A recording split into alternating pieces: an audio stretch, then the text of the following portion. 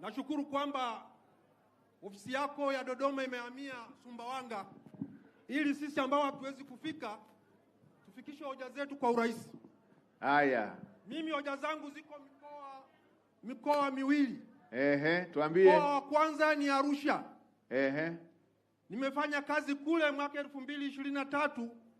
Nilipewa kazi ya vichomea taka vitatu. Ikiwa ni kituo cha afya Sakara, kituo cha afya Samunge na kituo cha afya Muholo. Toka mwaka huo. Mwaka gani? Mwaka 2023. Ikafika mahala nikaenda kwenye kliniki ya kliniki ya Makonda pale Arusha. Makonda akatoa barua ya kulipa malipo hayo. Malipo hayo nililipa kituo kimoja ambacho ni Muholo. Vituo viwili sijalipwa mpaka sasa hivi ninavyoongea. Shilingi ngapi? Milioni 12 na 17,000.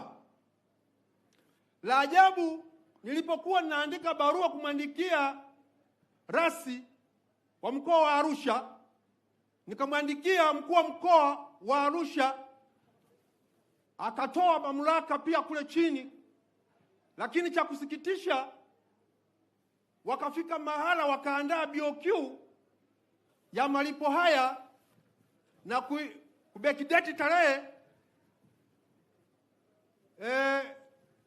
mwaka jana, mwaka 2024 tarehe 12 mwezi wa 12. Kubekideti tarehe hii wakati nadai malipo haya wakakata retention. Sasa retention, nikaandika barua kwa mkurugenzi kumuuliza retention hiyo yatoka mwaka 2023 wakati mkataba unasema miezi mitatu, inashindikana nini kunilipa hela zote? Haya, nimekupata. Sasa tuna rasi mpya na muelekeza akulipe. Hebu kaa hapo pembeni, nenda hapo kwa katibu wangu, mpigie sasa hivi hapo akonfirm.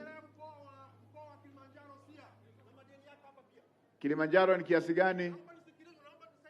Kilimanjaro kiasi gani? Mpeni maiki nimsikie. Nuna retention ya mwaka 2022 ya 651,000. Nimehangaika mpaka leo, mpaka nikaenda kwa katibu wa CCM. Wasia akaenda kwa mkurugenzi akamtania, akamwambia hizi hela ukalipe tu hata mfukoni, mbona ni hela ndogo, mtu anatoka Msoma anatumia gharama ya 200,000. Haya, nimekupata. Hebu kaa hapo pembeni na katibu wangu wapigie sasa hivi, mpigie rasi. Kaa pale na katibu, mpigie rasi wa Arusha pamoja na wa Kilimanjaro. Katibu kaa naye, mpigieni nipate majawabu sasa hivi, wamesema wanalipa lini. Mniletee hapa nijue wanalipa lini. Anayefuata.